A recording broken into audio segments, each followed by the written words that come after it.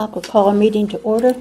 Sarah, will you do the roll call? Jim Whitaker, Linda Barnhart, Present. Eric Goff, Here. Buchanan Norton, Tim Lewis, Present. Daniel Gant, Here. Michael Bush, Here. Ronald Tripp. Okay, we do have a quorum. Before we approve the agenda, I wanted to let everyone know that Vicana's mother is in not very good shape at the hospital. Apparently she's had a mini stroke, been in the hospital about 3 times since the end of November. So if you would remember her and her family in your prayers this evening, I would appreciate it. Okay, approval of the agenda. Move to approve. Second. Motion by Mr. Goff, second by Mr. Bush to approve the agenda as submitted. All those in favor? Aye. Opposed? Okay, the agenda's approved. Do we have anyone that signed up under the sunshine law? No one signed up there. Okay, approval of the meeting minutes. Move to approve. Second. Motion by Mr. Goff, second by Mr. Bush to approve the meeting minutes as submitted. All those in favor? Aye. Opposed? Abstain due to absence. One abstention by Mr. Gant due to absence. Motion passed. Okay, we have 4 public hearings. The first one is Arcata Springs North. The first public hearing tonight's a request for waiver. The project is Arcadia Springs North, Section 2, File 2411-342. The developer is Monarch Development Group and the Engineers Integrity Federal Services. Located in the Arden District, tax map 12, parcels 11 and 29.3. The property is located on the north side of Van Cleesville Road, approximately 1,900 feet of Van Cleesville Road and the Needy Road intersection. Section 2 is at the end of Maker's Way within the Arcadia Springs North subdivision. This section proposes 280 single-family detached lots on approximately 124 acres to be served by public water and sewer. The developer is requesting a waiver to Article 5, Section 504E, Table 5.3 of the subdivision ordinance to reduce lot widths for single-family detached lots from 75 feet to 60. On July 1st, 2019, the developer was granted the same waiver for Section 1. Although the developer is proposing a reduction in lot width, the minimum lot size of 7,500 square feet will still be provided. The reduction in lot width will allow for a larger backyard and be consistent with existing lot sizes. Based on the information provided above, staff recommends approval of the waiver to Article 5, Section 504E, Table 5.3 of the 2009 subdivision ordinance to reduce lot widths for single-family detached lots from 75 feet to 60 feet. Okay, thank you. Do we have anyone to represent the project?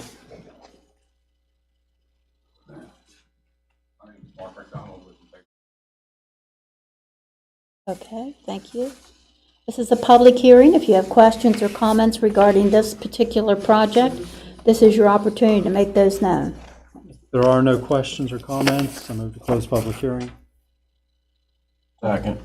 Okay, let the record show that there's no one to speak from the public. I have a motion by Mr. Goff, second by Mr. Gant to close public hearing. All those in favor? Aye. Opposed? Public hearing is now closed. Planning Commission members, how about you? Do you have questions of Mr. McDonald or the staff? Or none, I'll make the motion. We accept staff recommendation. Approve the waiver for Articles 5, Section 504.E, Table 5.3 of the subdivision ordinance 2009, reduce lot width to single-family detached lots from 75 to 63 feet.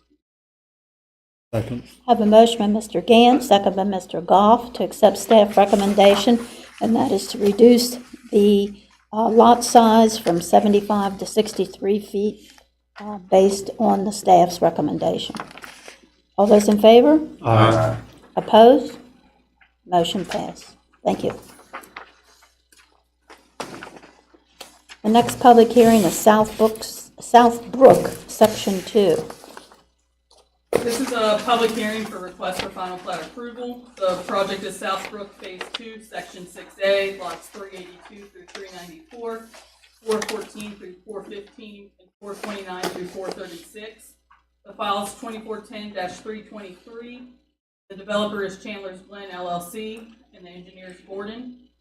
located in the Mill Creek District, tax map 3, parcel 9, and is located on Shiley Road, approximately 0.3 miles north of Hatchery Road. This project proposes 23 residential lots on 9.02 acres to be served by public water and sewer.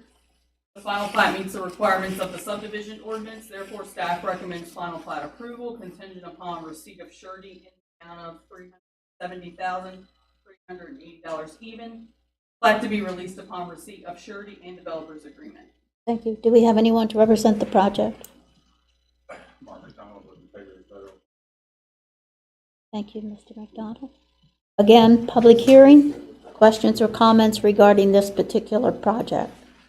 If there is no one, I move to close public hearing. Let the record show that there's no one to speak from the public. Have a motion by Mr. Goff to close public hearing. Second. Second by Mr. Gant. All those in favor? Aye. Opposed? Public hearing's now closed. Planning Commission, this is your opportunity to ask questions of the staff or Mr. McDonald. There are no questions. I'll make a motion. We accept staff recommendation, final plat approval contingent upon receipt of surety in the amount of $370,380. Plat to be released upon receipt of surety and development agreement. Second. I have a motion by Mr. Gant, second by Mr. Bush to accept staff recommendation, and that is to release plat regarding surety in the amount of $370,380. All those in favor? Aye. Opposed? Motion passed. Thank you. Have a nice holiday. The next public hearing is Bridle Creek. This public hearing is a request for final plat approval. The project is Bridle Creek Phase 9, lots 575 through 603 and 651 through 696. The file is 2410-325. The developer's Panhandle Homes and the engineers Fox and Associates. Located in the Apecking District, tax map 10, parcel 20.1. This project's located along the east and west sides of Barrel Race Road at the terminus of Furlong Way within the Bridle Creek subdivision. Phase proposes 75 single-family residential lots on approximately 43 acres to be served by public water and sewer. The final plat meets the requirements of the subdivision ordinance, therefore staff recommends final plat approval contingent upon receipt of surety in the amount of $1,420,375 even. Plat to be released upon receipt of surety. That's not what our staff report says. Sarah sent out new ones. Oh, so what's the amount again? 1,000,000 for?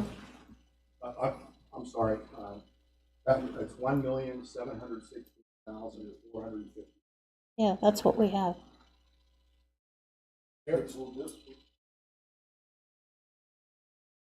Oh, I read the old one. Sorry. That's my fault. You have the right amount. 1,716,450. Yeah, Okay. I'm sorry. Do you want me to read it in the record?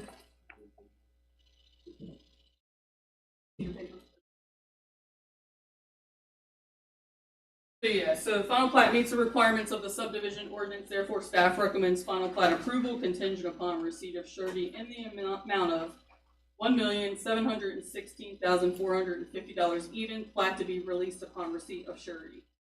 We had a mix up. We fixed it, I think, on Friday afternoon. I read the wrong document. Okay. I thought it was your Christmas bonus. Okay, this is a public hearing. Mr. Sianovich is here to represent the project. And I'm going to recuse for conflict of interest. Okay, I'll stay in the room to keep a quorum. thank you. Okay, let the record show that Mr. Gant's recusing for conflict of interest, but staying in the room to keep a quorum. This is a public hearing. Questions or comments regarding this particular project? If there is no one, I move to close public hearing. Second. Let the record show that there's no comments from the public. I have a motion by Mr. Goff, second by Mr. Bush, to close public hearing. All those in favor? Aye. Opposed? Public hearing's now closed. How about you, Planning Commission members? Do you have questions? Hearing none, Madam President, I'll make a motion to accept staff recommendation for final plat approval contingent upon receipt of surety in the amount of $1,716,450. Plat to be released upon receipt of surety. Okay, have a motion by Mr. Bush, Second. second by Mr. Lewis. And that is to grant final plat approval contingent upon receipt of surety in the amount of $1,716,450. All those in favor? Aye. Opposed? Motion carries. Thank you. Thank you very much. Have a nice holiday if you're leaving. One more case. Okay. You have a nice holiday. I thought I saw movement. Okay. 5-Star Auto Spa, public hearing. Yes, this is a request for sketch plan advancement. The project is 5-Star Auto Spa.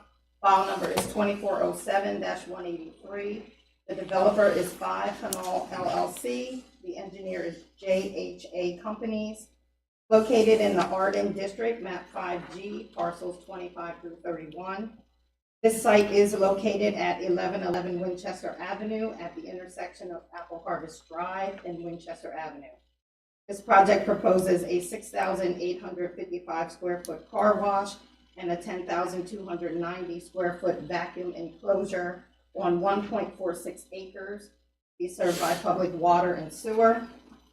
At the August 5th, 2024 Planning Commission meeting, the developer was granted a waiver to section 802.1.b.I.A of the subdivision ordinance 2009, requiring a 25-foot buffer between a commercial and residential use. On November 22nd, 2024, County Engineer Doug Smith deemed the above-mentioned project compliant with the subdivision ordinance 2009. Sketch plan meets the requirements of the subdivision ordinance, therefore staff recommends advancement of the sketch plan to the preliminary plan. Thank you. Do we have anyone to represent this project?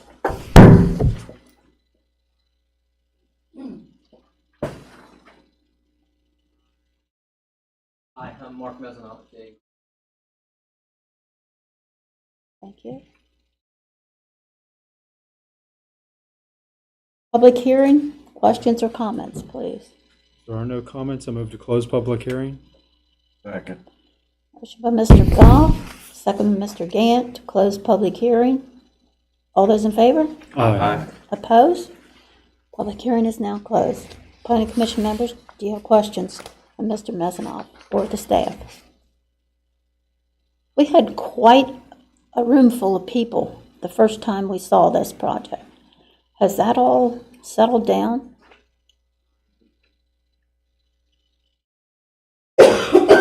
They bought an additional piece of property for Oh, entrance. I think that home. very good, very good. Okay. Are there any other questions? I'll make the motion to accept staff recommendation, advance the sketch plan to preliminary plan stage.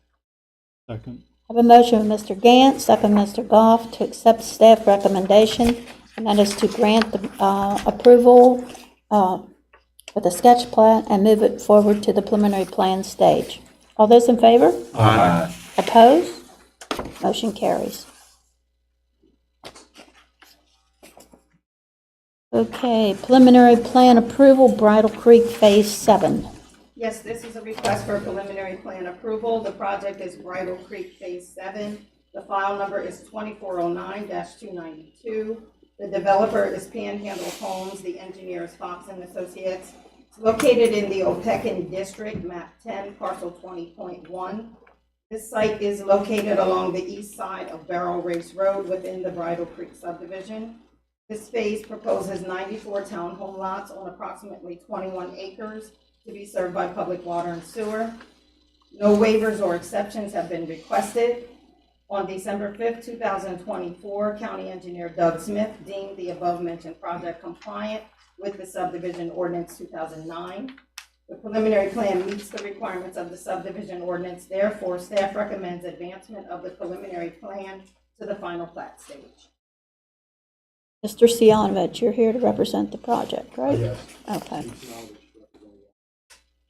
Planning Commission members, do you have questions of Mr. Sianovich or the staff? Same as they were not to recuse for conflict of interest. Okay, let the record show that Mr. Gant is recusing due to conflict of interest, but staying in the room for a quorum. Planning Commission members, do you have questions of Mr. Sianovich or the staff? There are no questions. I make a motion we accept staff recommendations for advancement of the preliminary plan to the final plat stage. Second.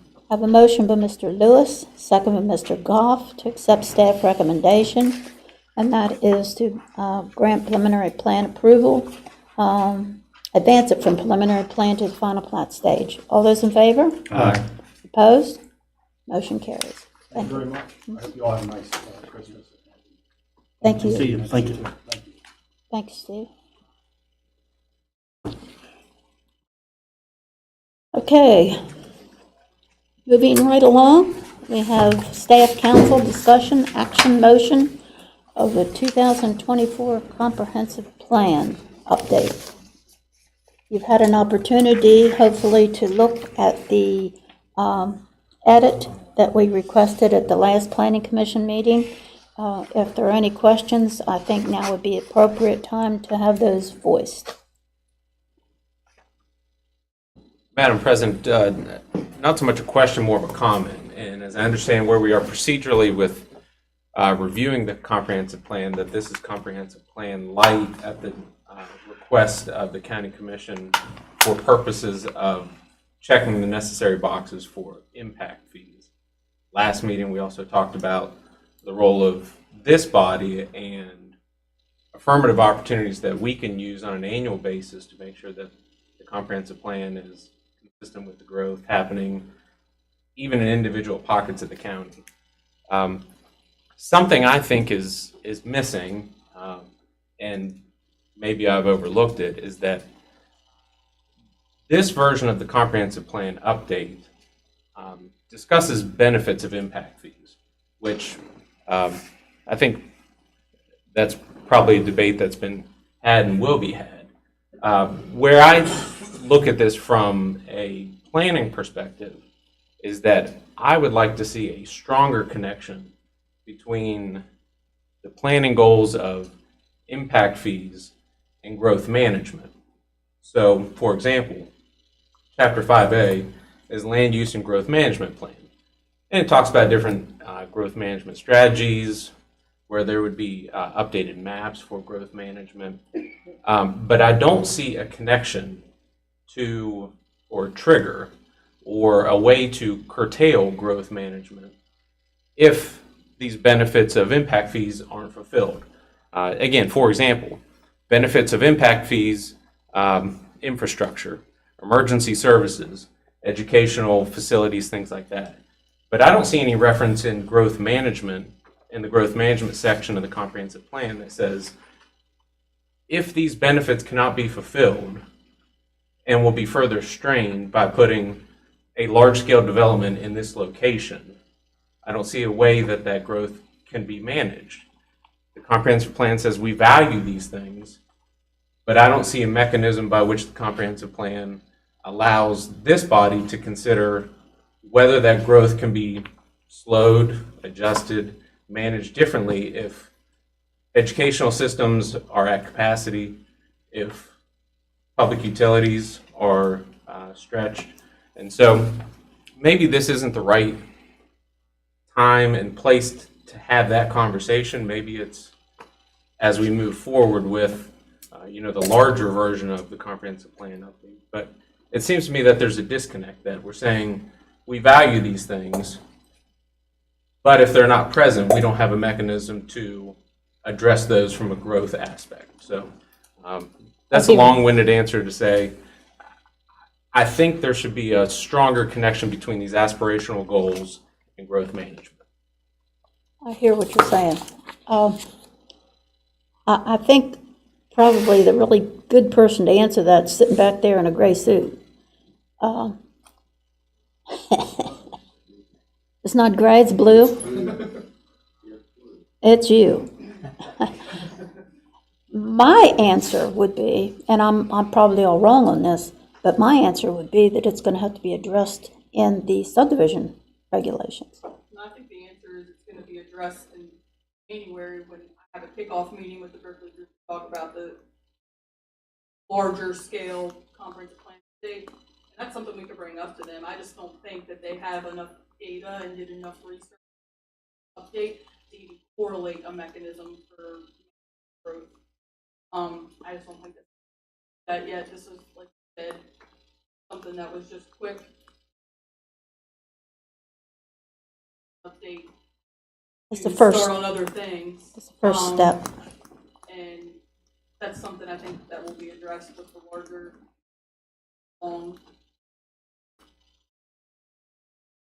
definitely mention it to them. But I just don't think it's something that they spent time on. I appreciate Mr. Bush bringing those comments up, because some of the same things I read.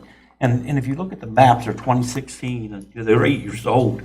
And, that the one for water, the public water, that thing has to be completely outdated. And, we hear that from all the citizens that come in here and talk about the strain on public water, the strain on the schools, the strain on the roads.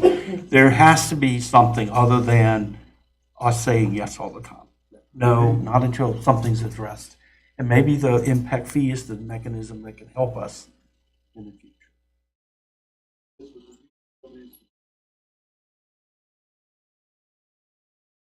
Subdivision ordinance looked at. Okay, counties in education, trades.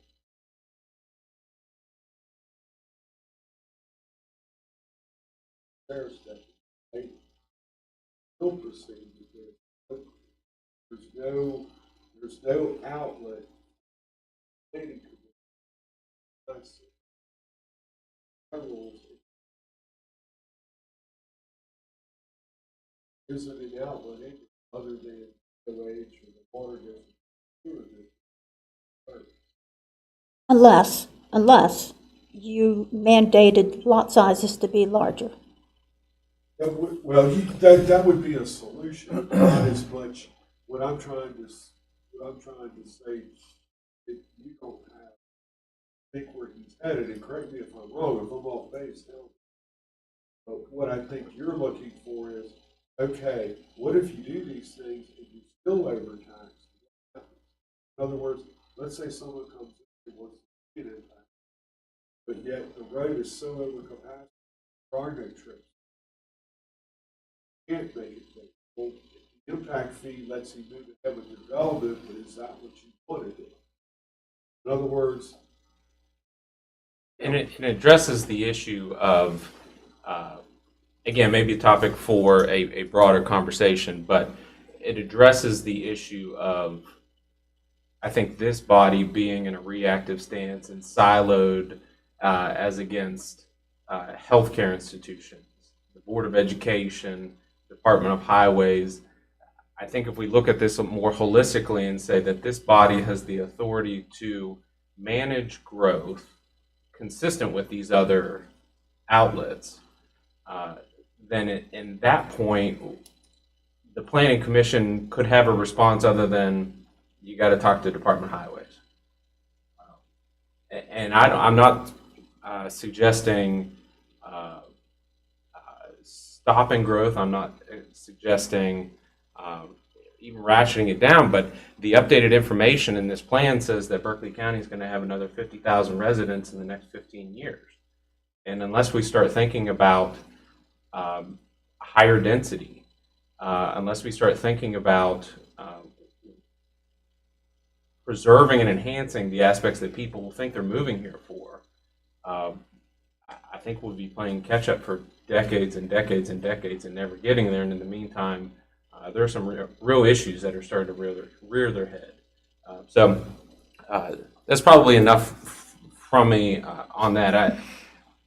I think the updates are fine for the purpose that they're used for, but I look forward to the conversations coming up this year because I think there's a real opportunity to address these issues in a broader way. All right, that being said, though, we need to decide whether or not we want to forward this on to the county commission for them to,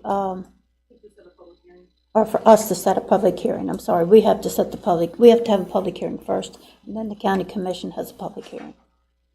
So, I make the motion, we set a public hearing. And you want to put a date on it? Must be 30 days, and 30 days from today would be the Make a motion, we set 21st. public hearing for January 16th, It'd be sorry, 20. 21st, because it's not the Tuesday. 21st then. Second. Okay, I have a motion by Mr. Gant, second by Mr. Goff, to set public hearing for January 21, which is a Tuesday because January 20 is a holiday. And your comments will be put in the record, okay? And you will address with Berkeley Group his comments as well. Yeah, absolutely. I mean, Okay. have many conversations. I'll bring it up when we meet.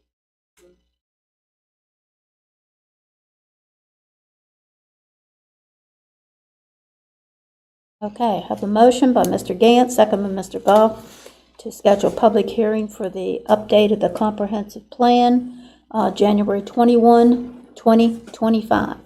All those in favor? Aye. Opposed? Okay. You'll let the county commission know that Thursday, right? Sure will. Is there anything else to discuss? Staff, do you have anything else to bring up? Mr. Legal, you have anything? Mr. Blue Suit? Really,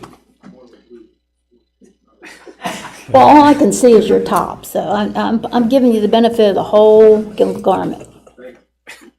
Anyway, I Okay. move to adjourn then. Okay, I have a motion by Mr. Goff to adjourn at 6:26, second by Mr. Gant. Y'all have a safe and happy holiday. Thank you for coming, thank you for your participation, and for your patience with the Planning Commission in 2024. All those in favor? Aye. Opposed?